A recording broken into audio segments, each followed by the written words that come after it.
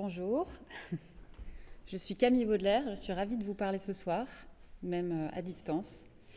Donc j'ai fondé l'atelier Baudelaire, dont je vais vous parler ce soir dans les grandes lignes, ainsi que du workshop pour lequel je suis ici à Chaumont, le workshop Les Murvois, qui consiste à réunir des jeunes autour d'un projet de création d'affiches pour collage urbain sur le thème du féminisme.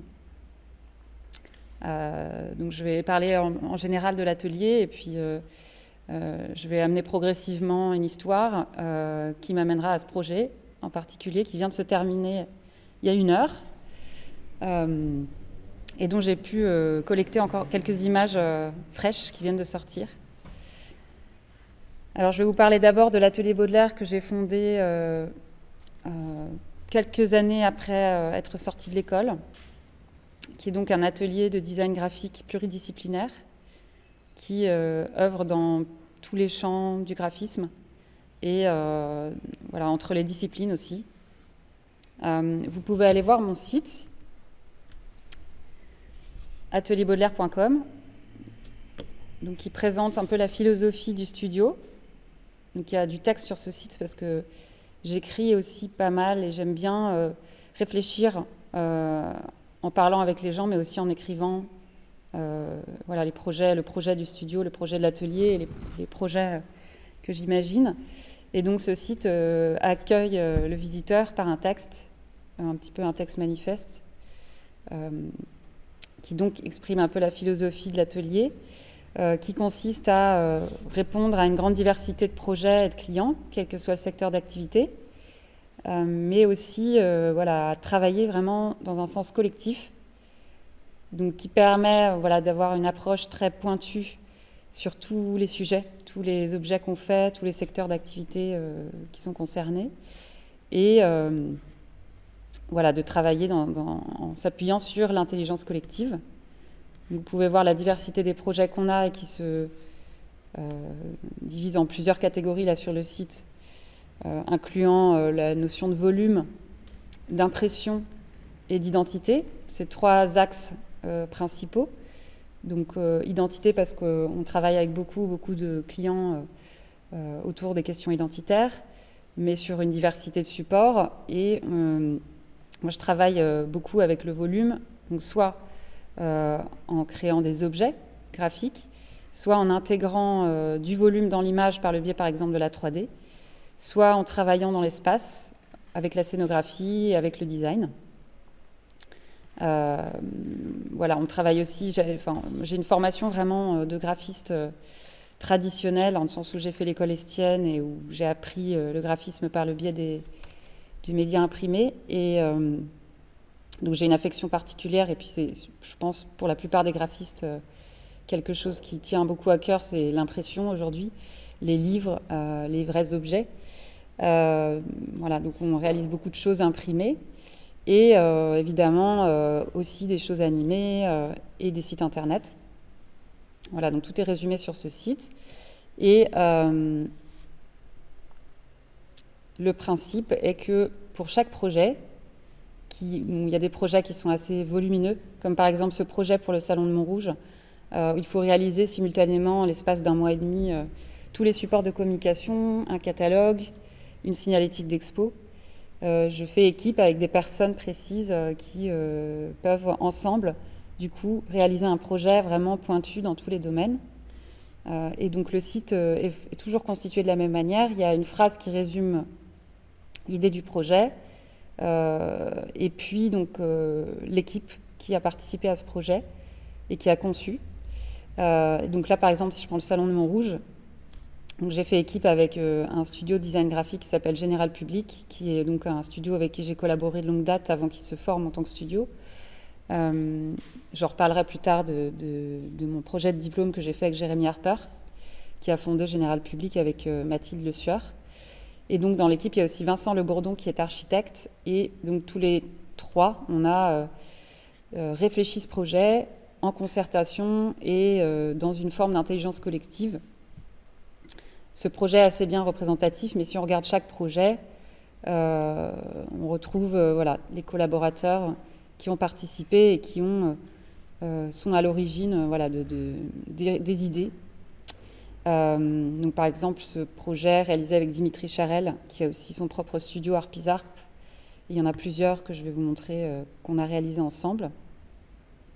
Voilà, donc le projet de l'Atelier Baudelaire, c'est vraiment l'idée d'un projet de studio de design qui travaille avec l'intelligence collective, et en particulier parce que c'est un studio qui travaille dans une démarche pluridisciplinaire, dans le graphisme imprimé traditionnel et puis sur des objets un peu hybrides liés à l'espace ou à l'objet.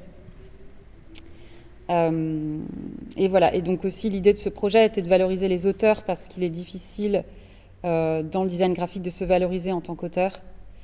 Et donc il me tenait à cœur que les personnes ayant pensé les projets et conçu les projets avec moi soient mentionnées vraiment dans une logique et dans un esprit vraiment d'équipe, en termes de signature d'auteur, que ce soit vraiment non pyramidal. Et en particulier parce que je me suis aperçue assez tôt que je travaille avec beaucoup de femmes, et que les femmes avaient beaucoup plus de difficultés à émerger en tant qu'autrices et à signer en tant qu'autrices et à affirmer des carrières d'autrices. Du coup, ça me semblait intéressant de concevoir un studio qui valorise les autrices qui collaborent avec moi. Voilà dans les grandes lignes la philosophie un peu du studio. Ensuite, je vais revenir sur la diversité des projets de l'atelier. Il y avait une conférence en fait que je devais donner et qui a dû être annulée parce qu'elle devait être donnée en mars dernier et il y a eu le Covid, qui m'a beaucoup fait réfléchir, parce que donc le thème était la question du modèle économique. Moi, il y a vraiment quelque chose que j'ai vraiment réfléchi ces dernières années en fondant le studio. C'était, comme on parle très peu d'argent dans le domaine du design graphique, de réfléchir à aussi tout un projet économique en fait autour de la structuration d'un studio de design. Et voilà, et donc comment en fait on gagne l'argent pour pouvoir travailler dans ce qu'on a envie de développer et qui n'est pas lucratif par essence. Voilà, en particulier parce que depuis le début de mes études et puis ensuite j'ai eu beaucoup envie de travailler sur le plan de la recherche, mais aussi dans le domaine culturel. Et puis plus récemment, mais c'était un désir je pense qui était là depuis le début, d'avoir des projets engagés, d'avoir vraiment un rapport au graphisme engagé, un peu avec la nostalgie de ceux qui nous ont, ce qu'on a vu en fait pendant nos études, toute la période du graphisme des années 80 où il y avait un fort engagement en fait, qu'ensuite on a moins connu au début de nos carrières. Et voilà, donc là je reviens sur le projet de diplôme. J'ai mentionné tout à l'heure Jérémy Harper, qui a fondé le studio Général Public et avec qui on a collaboré 5 années sur le Salon de Montrouge. En fait, on a fait nos études ensemble, d'abord l'école Estienne, puis le DSA à l'école du Perret, et on a fait ce projet de diplôme ensemble parce que nos préoccupations artistiques se rejoignaient. On s'est dit que c'était plus fort de se rejoindre pour aller plus loin en fait ensemble. Et donc ce projet est assez fondateur, c'est pour ça que je le montre maintenant, même s'il date maintenant d'il y a 15 ans. Il était, parce qu'à ce moment-là, on s'est posé beaucoup de questions. On était dans un cursus qui n'était pas spécifiquement le DSA du Perret orienté design graphique, mais on venait de 2 années de formation spécialisée en design graphique qui nous semblait insuffisante pour apprendre cette discipline qui est quand même très, très exigeante. Et donc on a voulu vraiment rentrer dans le fond de la culture du design graphique et la manière dont elle était pratiquée à cette époque, qui est toujours la même, c'est-à-dire par le biais des outils numériques. On est vraiment à une époque de transition en fait entre 2 époques, justement, celle où on dessinait encore à la main un projet dans la conception, et là maintenant aujourd'hui on est dans une époque où il est difficile de dessiner, on démarre tout de suite sur les ordinateurs, et pour nous on sentait ce tournant en fait qui changeait la façon de penser le design et de penser les formes. Donc on s'est intéressé à 2 choses. Déjà les outils, donc tous ces outils numériques qui, pour nous, de notre intuition, transforment aussi la pensée des objets et des images.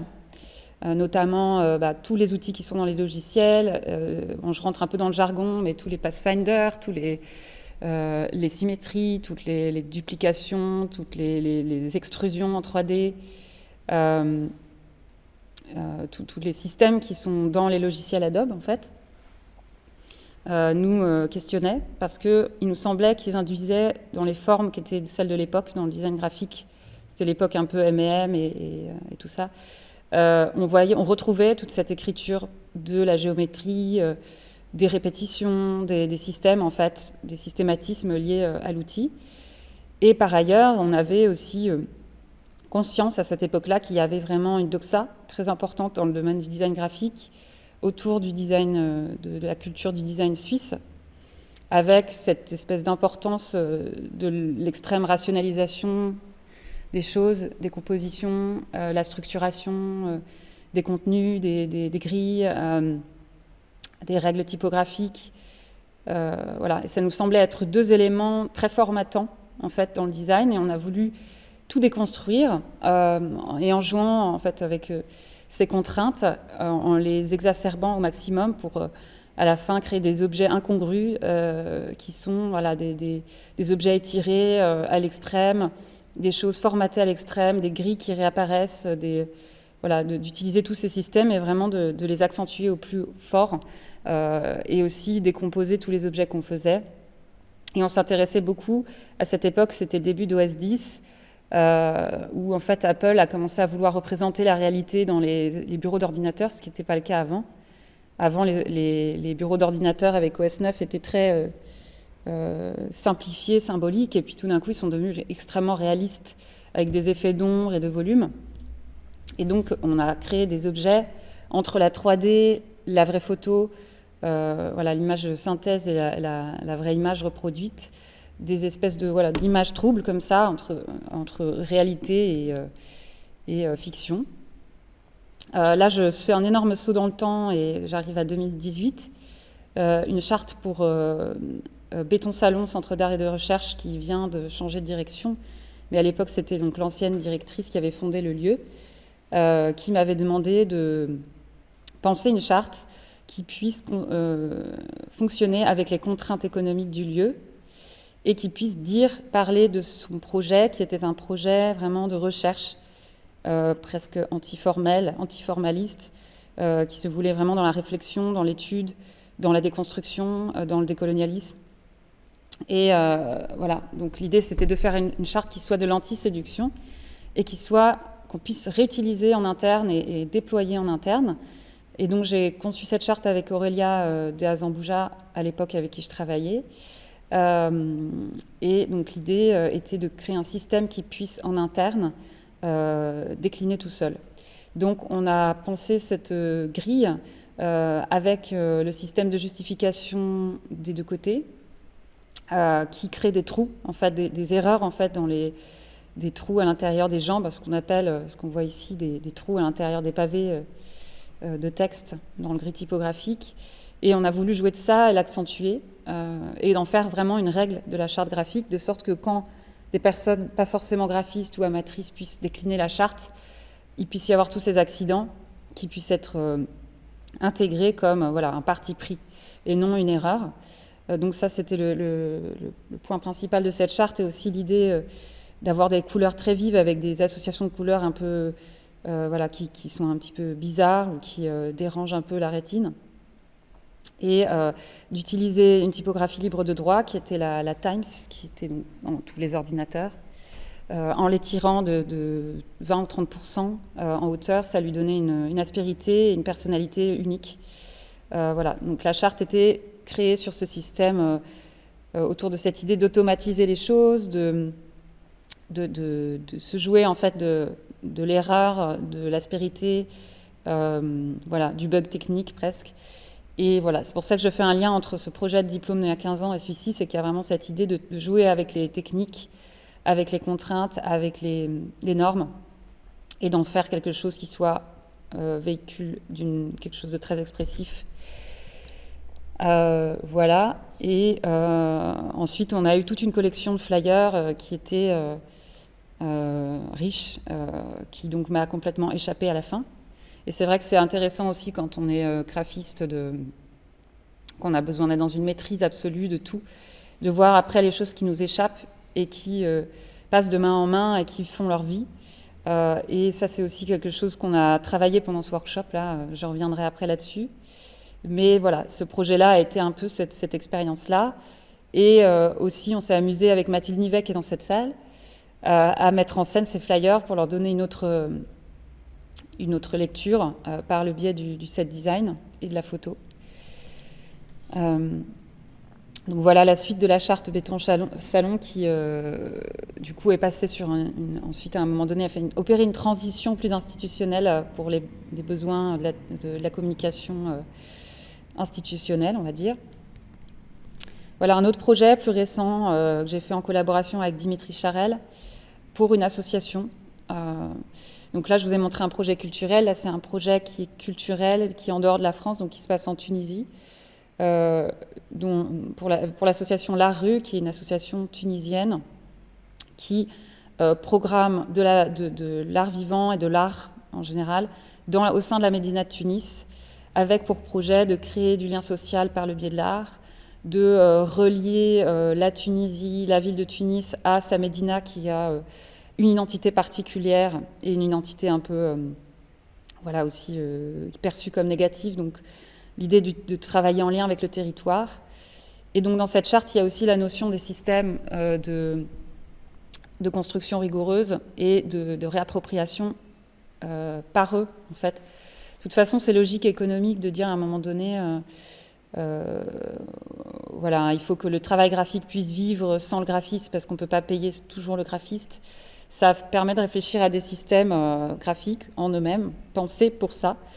Et donc autour de systèmes simples et se raccrocher à des grilles, à des systèmes de grilles. Par exemple, ici, c'est une grille faite de carrés.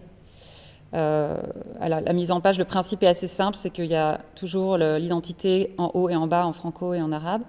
Et au milieu, les textes, toujours placés de la même façon. Donc, pour cette association qui a 5 pôles d'activité, on a créé un motif par pôle. Et chaque objet de communication vit avec ses motifs et toujours le même système de mise en page. Et se décline ensuite sur un festival. Donc il y a une grande diversité de supports sur cette communication qui est en cours, qui n'est pas encore vraiment sortie officiellement. Et donc l'idée, c'est qu'ensuite, elle va faire sa vie loin de nous. Et l'idée de la grille carrée aussi vient d'Instagram, évidemment, parce que donc ils ont toute une communication réseaux sociaux qui est très importante, comme pour beaucoup d'institutions. Et donc cette nouvelle injonction du carré par le biais d'Instagram devient aussi un support de graphisme intéressant dans le cadre de ces contraintes-là. Là, je vous montre le Salon de Montrouge, qui est donc... on m'a confié l'identité du Salon de Montrouge il y a 5 ans, à la suite de l'arrivée de Ami Barak en tant que directeur artistique, qui donc a fini son mandat cette année. Donc l'idée était de créer une identité qui se déploie sur tous les supports, y compris sur un catalogue, qui doit être faite dans un temps très court et qui se déploie aussi sur une signalétique. Et donc, évidemment, c'est une identité qui se décline dans le temps et qui aussi a pour vocation d'attirer du public local de Montrouge, du public qui s'y connaît mieux en art contemporain, et aussi voilà, de quelque part aussi donner une image un peu qui vulgarise l'art contemporain. Donc pour cette identité, la première année, je l'ai faite seule et j'ai trouvé que c'était très difficile dans un temps si court de faire autant de choses, et il y avait une frustration de ne pas faire les choses assez bien. Et donc l'année suivante, je me suis associée avec Général Public. Et chaque année, donc, on a, dans la continuité du projet que j'avais proposé la première année, décliné cette charte graphique dont les principes sont l'emploi d'une couleur vive qui va faire repère dans la ville et qui va être extrêmement parlante pour le public, parce que la couleur, c'est quelque chose qui attire l'œil et qui permet de se raccrocher, de reconnaître aussi les éléments un peu partout. Il y a ce chiffre qui est très présent parce que le salon a une histoire. Il a 65 ans, et plutôt que de valoriser un artiste, par exemple, en mettant l'image d'un artiste sur l'affiche, on avait plutôt décidé d'être dans une forme d'abstraction, mais pas complètement totale et expérimentale en termes de graphisme. d'être sur des éléments vraiment identifiables, reconnaissables, qui fassent comme des logos un peu dans la ville. Et donc, on a choisi de travailler toujours chaque année autour du chiffre qui augmente tous les ans. Et chaque année, on a une nouvelle couleur, un nouveau chiffre, une nouvelle typographie qui se veut assez expressive aussi, animée en tout cas, pour avoir donné un aspect un peu événementiel à cette identité. Et donc, à chaque fois, l'idée était de créer, avec une technique 3D différente, un peu expérimentale, un chiffre en 3D qui se déploie ensuite sur toute la communication. À chaque fois, ce chiffre trouve une matérialité différente, qu'elle évoque le geste, la peinture, l'objet, l'installation, le volume. C'est toujours l'occasion en fait d'une expérimentation graphique en 3D et d'une espèce de travail successif sur tous les logiciels, sur Photoshop, sur InDesign, sur voilà. Ça se voit peut-être pas comme ça, mais c'est un projet qui va rester un peu, je pense, un peu unique parce qu'il est très très coûteux à réaliser, parce que techniquement c'est très compliqué d'intégrer la 3D à un document avec une mise en page précise, parce que il faut tout travailler dans tous les logiciels en même temps et ça décuple le process en fait. Donc évidemment c'est pas des projets sur lesquels il y a des budgets excessifs, donc nous on se retrouve toujours à travailler bien plus. Voilà, ça c'était la signalétique de 2016.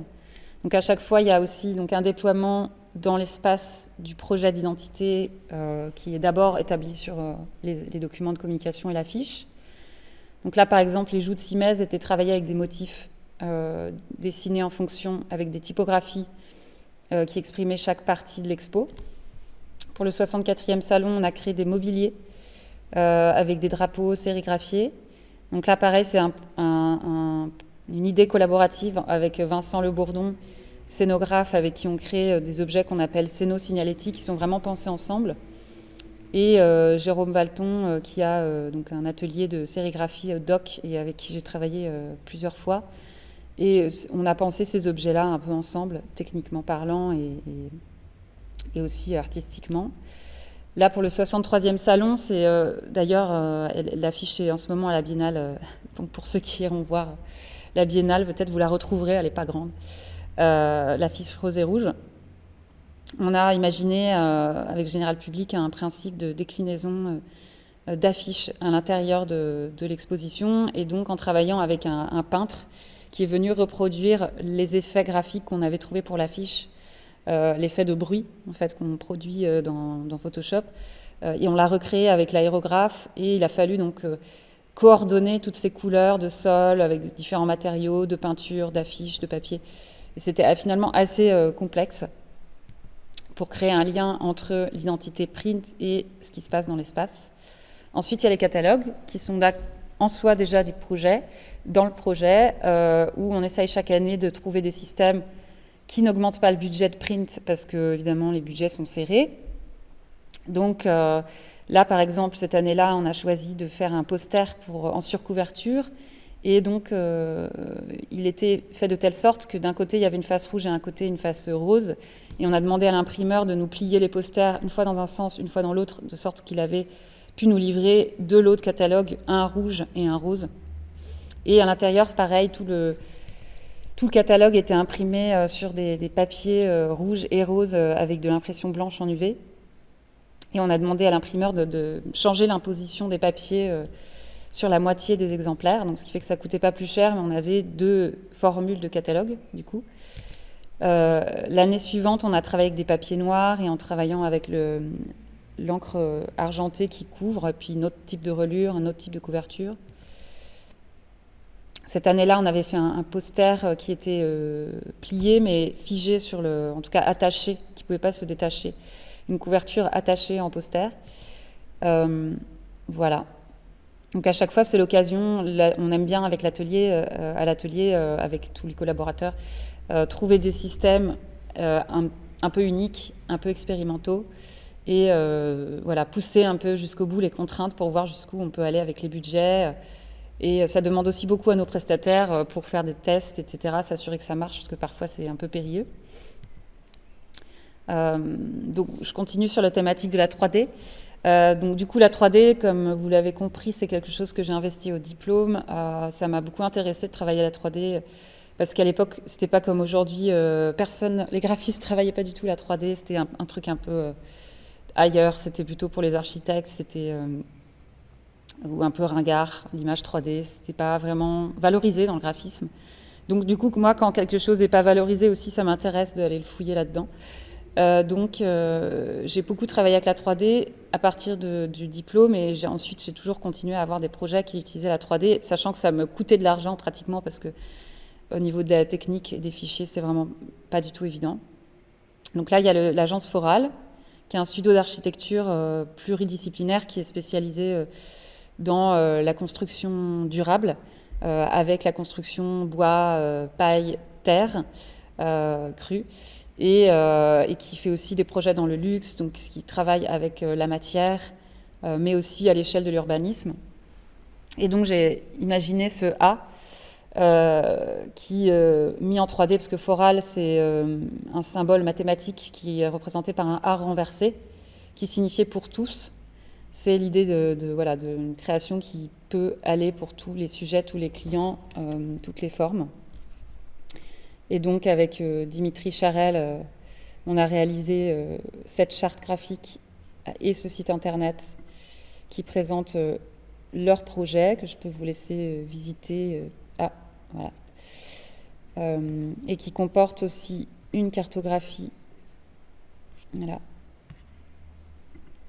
de tous leurs projets. Donc, on essaie de réfléchir à un site qui soit aussi qui ait une forme d'originalité dans la façon de présenter, relier les projets entre eux tout en les classant dans différentes catégories. Donc par le territoire, par des liens. Quand on arrive sur un projet, on peut trouver des projets connectés avec ce projet, dans la même idée. Et donc chaque année, je réalise une carte de vœux pour eux. Et l'idée est autour de ce A qui est à la fois une carte, un volume, un plan masse, un objet matiéré, une texture naturelle, on ne sait pas trop, au recto et au verso, une composition typographique. À chaque fois, la carte de vœux est l'occasion d'une expérimentation aussi sur l'image, la 3D et l'impression. Voilà un projet réalisé avec RF Studio, donc un studio d'architecture fondé par Rami Fischler. Donc un projet qui m'intéresse particulièrement de montrer parce qu'il a cette dimension de recherche, moi, qui m'intéresse beaucoup. Donc c'était un projet réalisé en terre crue. Donc ça veut dire il a fallu inventer en fait un système signalétique compatible avec cette technique-là. Et donc, on a travaillé avec un centre de recherche sur la Terre situé à Lyon qui s'appelle Amaco pendant plusieurs mois pour essayer de trouver le mélange de terre, la composition, la couleur qui convenait pour pouvoir y imprimer une signalétique en creux. Donc, il a fallu penser le système et ça a été finalement gravé au laser, des tampons dans du bois pour ensuite pouvoir imprimer exactement le bon mélange de terre qui avait été trouvé. Et puis ensuite faire sécher. Et puis sur place, il y avait donc quelqu'un qui s'occupait d'un projet vidéo qui permettait de mapper la signalétique en vidéo. Donc là, ça ne se voit pas sur les photos qui sont beaucoup retouchées, mais la signalétique toute la scénographie était plongée dans le noir. Et elle venait à s'illuminer en fait par le biais de la projection. Ça, ce sont des objets typographiques. Donc un de mes rêves après l'étude qu'on avait fait pendant le diplôme, était de travailler avec l'impression 3D, qui offrait cette possibilité de pousser au maximum les limites de la matière en termes de conception de volume. Et donc, on a essayé de faire avec Jérémy Harper, avec qui j'avais fait ce projet à l'origine, de créer des objets en impression 3D avec différentes techniques, donc le frittage de poudre, le filament ABS, qui permettent de donner une autre lecture à des mots, à des phrases, par le biais du volume et d'un effet d'illusion d'optique. Et donc, on a créé toute une série d'objets qu'on peut voir aussi sur le site, ici. on a appelé Words to be Looked At, parce que c'était à la base pour une expo qui avait lieu à New York, des objets qui doivent être regardés. Et donc on a imaginé des phrases qui ensuite pouvaient être, dont le sens pouvait être complètement transformé par le biais de l'extrusion du geste 3D. Et notamment, une des choses qui nous a amusés, c'était d'aller sur les limites de la finesse d'une lettre, en imprimant au plus fin. Et donc là, on a des lettres qui sont extrêmement fines, qui de loin, du coup, paraissent assez irréelles. Et aussi en travaillant cet objet-là qui a été extrêmement compliqué à faire et peint en anamorphose.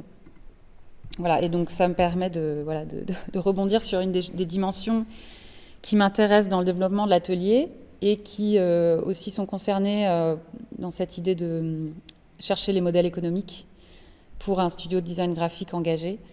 C'est la possibilité de, en tant que designer graphique, en tant que studio de design graphique, travailler les messages autant que la forme des messages. Et ça me semble hyper important dans cette idée d'empowerment, c'est-à-dire de redonner de la puissance aux auteurs, aux autrices, aux designers, aux graphistes en général, au sein de la société, pour fabriquer des visuels qui contribuent à une société meilleure, au lieu qu'elles soient utilisées, que leurs compétences soient utilisées à des fins qui aujourd'hui sont questionnées. Donc pour moi, le designer, si on veut qu'il puisse avoir son rôle à jouer dans la transformation de la société et la manière d'impacter les esprits, on va dire, c'est qu'il soit aussi détenteur du message et pas seulement en bout de chaîne, qu'il n'arrive pas seulement en bout de chaîne, parce que donc après, moi j'ai beaucoup travaillé en agence au début de ma carrière pour des raisons pragmatiques, financières. Fallait vraiment que je gagne ma vie et j'ai fait beaucoup de choses pour des agences où j'ai observé comment ça se passait, finalement quel était le lead, de quel côté se passait le lead. Et c'est vrai que le lead sur les projets de communication était vraiment du côté du marketing et du côté de la stratégie, marketing, etc. Ce qui était très intéressant, mais du coup m'a permis de me rendre compte que finalement le designer avait aucun pouvoir. Mais cependant, il arrive à la fin et il a toutes les responsabilités sur la forme des messages et leur contenu, du coup, aussi. Et moi, ça m'a beaucoup questionnée. Et du coup, une manière de résoudre ça, c'est de dire aujourd'hui, l'atelier Baudelaire propose aussi de concevoir des messages, de concevoir des projets et d'écrire. Et donc, c'est quelque chose que moi, je commence à faire, c'est-à-dire pour les clients, d'écrire aussi pour eux et d'écrire les projets avec eux.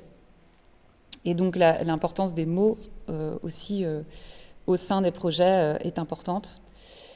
Alors là, je fais un écart sur ce projet-là. C'est un projet qui a été fait avec EDF Design Lab. Alors, comme je disais, la question des modèles économiques m'a poussée et aussi parce que ça m'intéresse de travailler pour tout le monde, pas juste rester dans dans une niche qui serait celle du culturel ou du graphisme engagé, mais ce qui m'intéresse, c'est que ce que je développe dans le domaine culturel, je puisse aussi le transposer à d'autres secteurs. Et donc j'ai toujours travaillé dans l'industrie, pour les grands comptes aussi, avec cette idée qu'on peut faire du bon design même pour le plus grand nombre et dans une dimension populaire aussi. Et donc là, c'est pas EDF, c'est EDF Design Lab, donc c'est encore autre chose. C'est vraiment un secteur à part qui est vraiment consacré à la recherche. Mais en tout cas, l'idée de travailler pour un grand groupe ne me rebute pas du tout. Et au contraire, je pense que c'est le lien qui est intéressant entre les cultures de grosses entreprises et les cultures du culturel. Et je pense qu'en France, c'est quelque chose qui est très difficile parce que tout est très sectorisé en France, au même titre que en France, chaque design a sa catégorie et il est difficile de s'affirmer transdisciplinaire en fait.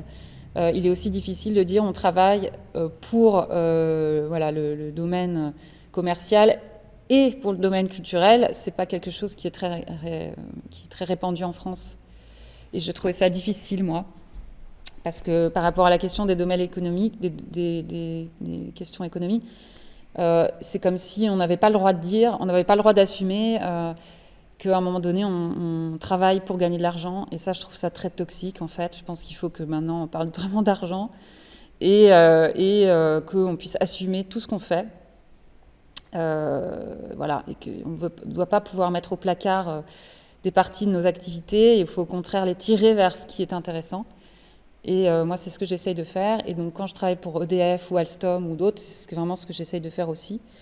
Et là, donc ce projet-là, il m'intéresse parce que du coup, c'est un projet de communication sur des projets de recherche. Et donc là, c'était un livret sur Proof of Concept, qui est un process de recherche interne à EDF Design Lab, qui consiste à faire des essais, itérer, prendre des risques en se jetant dans le vide, prendre du recul sur sa pratique. Et donc, pour illustrer ce concept de travail, on a proposé, en collaborant avec une personne en interne qui faisait la 3D, des micro-architectures, un peu dans l'idée de la folie de jardin, qui est en fait une micro-architecture un peu folle, qui est un objet propice à la rêverie. Donc, la version contemporaine de ça, ce serait ce que Tchoumi a fait pour la Villette. Donc, on s'est intéressé à ces structures et on a voulu faire toute une série d'éditions qui soient illustrées par des espèces de 3D utopiques comme ça, qui expriment une démarche de travail. Voilà. Et c'est une collection normalement, mais là, elle a été interrompue suite au Covid. Mais il devait y avoir donc d'autres exemplaires. Pendant le Covid, ça me permet de rebondir sur ce qui s'est passé pendant le Covid, du coup. L'atelier, du coup, a été délocalisé et puis tout s'est arrêté pour ce qui était du domaine culturel. Et tout a été... moi, de toute façon, j'ai un enfant qui avait à l'époque 3 ans et demi et il m'a semblé impossible de concilier une vie parentale à 100%, une vie d'éducation à 100% et une vie de manager de studio. Il y a un moment, ça ne marche pas. Donc, j'ai volontairement arrêté tous les projets aussi et j'en ai profité pour proposer à Bold Design et à Dimitri Charel, donc Harpizarp, de s'associer avec moi dans une réflexion durant le temps du Covid autour de la pédagogie, parce que j'ai été tout de suite sensible aussi à la détresse scolaire qu'il y a eu et à la situation des enseignants qui étaient complètement surmenés. Et du coup, ça m'a conduit à me questionner en me disant, quels sont les objets pédagogiques aujourd'hui, les objets sensibles en fait. Est-ce qu'on ne pourrait pas en imaginer avec ces technologies d'impression 3D qui permettent quand même d'imprimer pour pas cher et rapidement? Et comme Bold Design est spécialisé sur les process d'impression 3D, on a essayé de réfléchir à un projet ensemble d'alphabet typographique et ludique qui puisse permettre aux enfants d'apprendre à lire dans la joie. Et donc ce projet a donné lieu à différents types d'objets, des normographes, et puis des objets en bois aussi. On a essayé différentes matérialités, différentes échelles, pour aussi amener à différents jeux, différentes pratiques, différentes appropriations des jeux par les enfants. Et donc, ce projet actuellement a exposé au MAD dans le cadre de l'exposition Un printemps incertain, qui réunit des créations réalisées pendant le Covid par des designers. Et donc, suite à ça, donc moi j'ai fait beaucoup de films pendant toute cette période. Et pour l'exposition, j'ai réalisé une vidéo que du coup je vais vous montrer quelques secondes. Et puis si ça vous intéresse, vous pourrez voir plus. A, B, C, D, E, F, G, H, J, J. Alors là, le son ne sort pas de mon ordinateur, mais du coup il est... R, S, T, U, P, W, je les connais. Depuis 2019, l'atelier Baudelaire étudie les signes du genre dans l'univers du jouet. En janvier et février 2020, 3 workshops avec des écoles d'art sont en cours sur ce thème. Et le 15 mars 2020, ils sont interrompus par le confinement. L'atelier est alors délocalisé dans un cadre communautaire. Regardez, il y a des couleurs partout. La vie professionnelle et familiale fusionnent au long cours. Et une nouvelle problématique alimente le quotidien des parents confinés. Comment aborder les sujets scolaires dans ce contexte libre et soudain? Moi j'ai un gros prénom. L'apprentissage de la lecture et de l'écriture deviendra pendant le confinement un véritable terrain de jeu et d'exploration pour l'atelier. Bold Design, designer et prototypiste 3D, et Dimitri Charel, typographe, se proposent de collaborer à cette étude. Ensemble, nous mettons au point un jeu de 4 unités à manipuler pour constituer les 26 lettres de l'alphabet en capitales, et concevons également une gamme de normographes permettant aux enfants de répéter le dessin de motifs, de courbes, lignes et points en se familiarisant au sens conventionnel de l'écriture. Les formes et les couleurs des modules évoluent au fil des expérimentations avec les enfants, pour chercher à intégrer le monde ludique, imaginaire et irrégulier dont ils ont besoin pour se construire, tout en les conduisant sur le chemin du cygne. Il est dessiné juste une moitié d'un dinosaure. Il était un jour un papa dinosaure qui allait chercher à manger. Si je faisais ça, j'ai écrit girafe. Ça c'est un L. Et moi, là je ne le connais pas. Il y a marqué interdit à les pigeons de rentrer. Regarde, je vais faire l'autre O. Il y a deux O. Cosmo, il y a deux O. Donc si vous voulez voir, la vidéo dure 5-6 minutes. Je vais peut-être pas avoir le temps de la montrer en entier. Mais du coup, ce qu'on a fait avec ces objets, après les avoir produits, c'est qu'on les a donnés à des enfants de différents âges. Et on a essayé on a juste filmé pour voir comment ils s'appropriaient ces éléments graphiques, ces objets. Et ça nous a donné... En fait, moi, j'ai aussi profité de ce projet pour me régénérer créativement, en fait.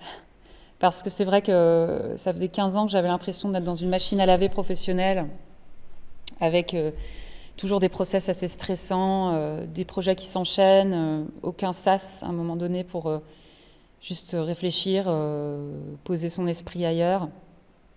Et il m'a semblé intéressant tout d'un coup d'être au contact permanent avec les enfants et quotidien, de retrouver en fait cette spontanéité vis-à-vis du regard sur les choses. Et je trouvais ça très amusant, le fait que nous, des lettres, on ne voit plus que ça, les lettres, les signes, on les questionne plus du tout. Et des enfants qui ne savent pas lire voient complètement autre chose. Ils ne reconnaissent pas du tout ça en tant que signe. Ils se les approprient pour se raconter des histoires et ils projettent totalement autre chose dessus. Du coup, c'était extrêmement enrichissant et drôle, en fait, de s'imaginer être à un moment donné avec un cerveau d'enfant et quel regard on peut poser sur les signes pour se réinventer, en fait. Moi, je l'ai vraiment vécu comme ça pendant le Covid, cette idée que cette période, c'était la possibilité d'une réinvention, en fait, d'une déconstruction. Et donc, par le biais de l'œil de l'enfant, c'était intéressant dans cette dynamique-là, de le faire avec les enfants. Donc ensuite, je vais vous introduire progressivement, je vais en venir au projet de workshop qui explique ma venue ici. Donc ça faisait un certain temps que je me posais des questions vis-à-vis de moi-même et puis du milieu, du design graphique, sur la possibilité que les femmes ont de se faire une place au sein du milieu du design et du design graphique. Et plus globalement, sur tous les sujets liés au féminisme, je me suis beaucoup intéressée à ça.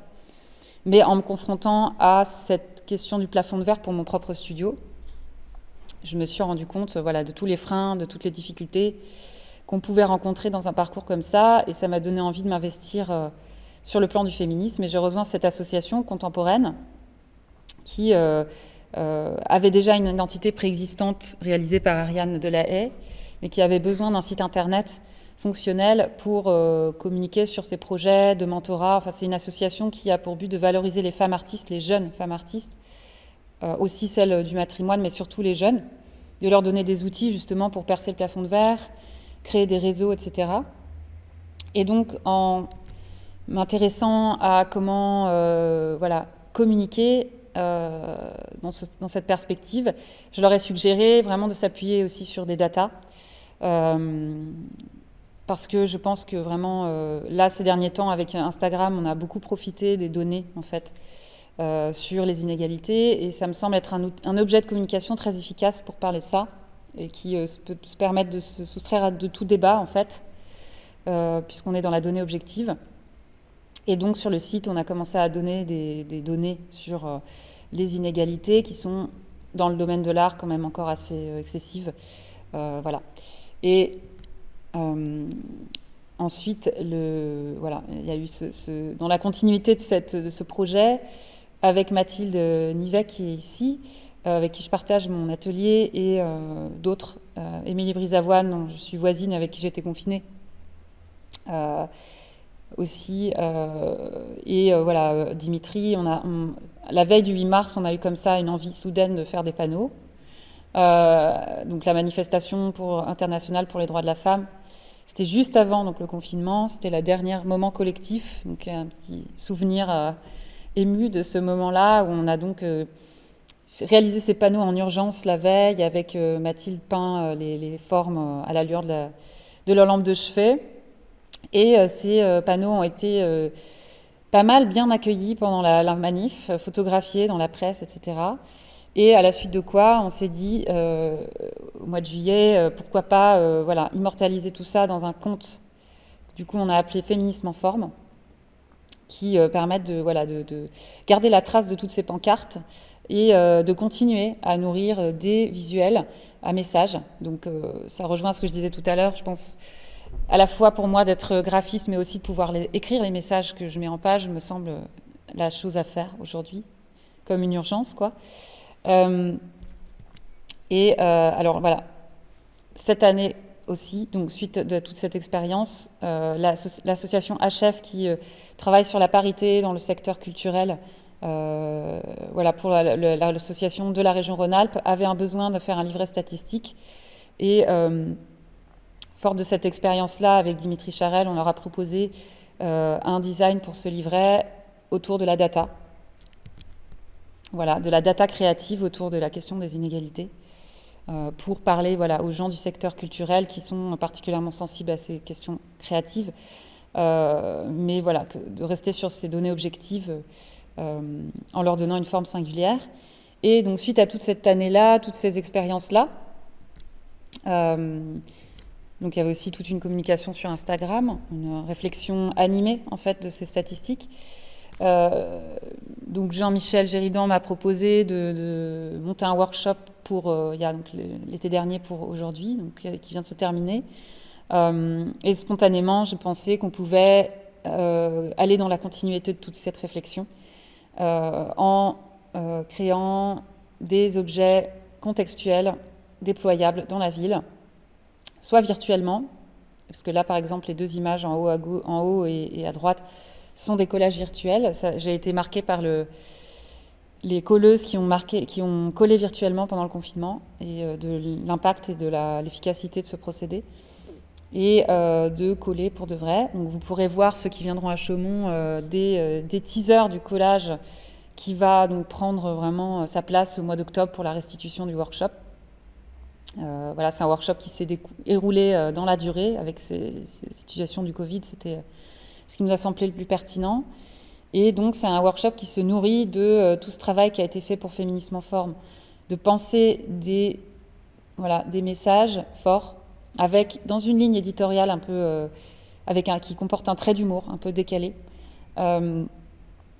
Inventer un langage graphique en s'inspirant aussi du collage féminicide, cette fois, qui nous a beaucoup marqué parce qu'on habite à Paris avec Mathilde et que ces images vraiment imprègnent nos quotidiens maintenant et nous ont beaucoup marqué. Et ce procédé de la feuille A4 peinte, répétée, etc., a prouvé son efficacité ces dernières années.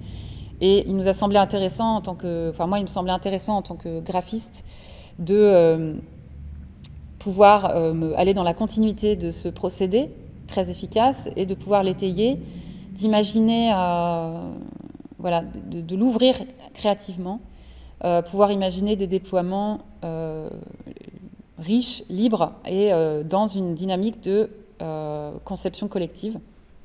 Et donc le workshop a consisté à déployer ce système du collage féminicide à partir du matériau visuel qui avait été créé pour Féminisme en forme, pour ne pas repartir de rien et être vraiment dans cette idée d'une charte collective avec derrière l'idée de créer un projet de site qui permettra à tout un chacun de créer ses supports de manifestation ou de collage avec une charte graphique forte constituée de couleurs, de visuels, de formes, mais aussi de statistiques. Voilà. Et le projet de workshop comporte une dimension message, forme, couleur et aussi diffusion de statistiques. Donc, On a commencé à réfléchir en amont du workshop tous ensemble à des sélections de messages et de statistiques qui nous semblaient intéressantes dans une perspective d'abord intersectionnelle, des messages qui concernent l'égalité de tous les corps, y compris les corps trans et les corps racisés, de trouver des messages qui parlent de tout ça, et des messages qui parlent de statistiques qui pour nous sont édifiantes et qu'on a envie de faire partager au plus grand nombre.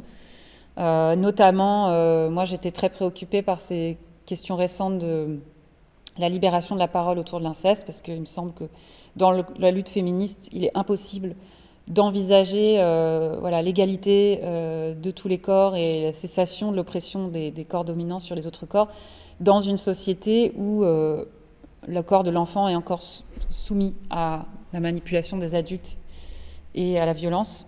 Et donc c'est un sujet qui me semble absolument sain, qui soit sorti récemment et c'est le début, mais ça nous semblait important de se l'approprier aussi pendant ce workshop. Donc on a créé aussi des visuels autour de différentes données, dont celle-ci. Ensuite, les groupes d'étudiants qui étaient dans le workshop se sont saisis de ce qu'ils avaient envie de se saisir et des problématiques qui les intéressaient et aussi des techniques qui les intéressaient. Donc ce workshop a été l'occasion de tester différentes techniques, la riso, la sérigraphie, l'impression jet d'encre, et de se laisser libre cours à toutes ces possibilités. Et aussi, c'était l'idée de, après avoir passé un an enfermé chez soi, à pas avoir pu être en contact les uns avec les autres, ni être dehors tranquillement, être constamment pris dans les écrans, c'était de pouvoir faire un workshop performatif où on se réapproprie l'espace public et qui invite le spectateur de la rue à s'interroger sur la forme des messages qui sont aujourd'hui dans la rue. Les messages prédominants sont des messages qui ne sont pas politiques, mais des messages commerciaux. Et aussi à s'interroger sur les corps exclus de la ville qui voudraient reprendre leur place aussi dans l'espace urbain. Donc voilà toute l'idée du workshop, et puis que les étudiants qui étaient là puissent performer le workshop, imprimer avec leur corps, déplacer, coller, s'approprier dans tous les sens du terme et corporellement le projet. Donc ces affiches ici montrées viennent d'être collées il y a 2 heures. Les voilà un peu résumées. Et vous pouvez les voir dans la ville. Et donc l'idée, c'est qu'en octobre, on va imaginer un dispositif dans la ville qu'on n'a pas encore imaginé complètement. On a une énorme production d'affiches qui attend le mois d'octobre pour être mise en scène d'une manière qu'il va falloir qu'on trouve dans la ville à différents endroits. Et voilà le projet statistique, comment mettre en scène par l'affiche, par les grands formats, des statistiques. On a beaucoup vu les statistiques au format carré sur Instagram, et là l'idée c'était de les transposer sur d'autres types de formats, d'autres tailles de supports. Et ça me permet de conclure dans les délais, j'ai l'impression. Merci. Merci à vous. Voilà. Je ne sais pas s'il y a des questions. La semaine est passée très très vite. Ouais. Du workshop, donc déjà la ville, ça a été remarqué les affiches, mais on se réjouit quand même de pouvoir faire une véritable restitution au moment du moment fort de la Biennale, qui sera du 15 au 17 octobre. Et ça permettra aussi aux étudiants, à tout le monde encore, de réfléchir davantage, de mûrir et de trouver les informations. Ça va générer des tas d'idées. Beaucoup pour ton investissement, et c'était une semaine intense.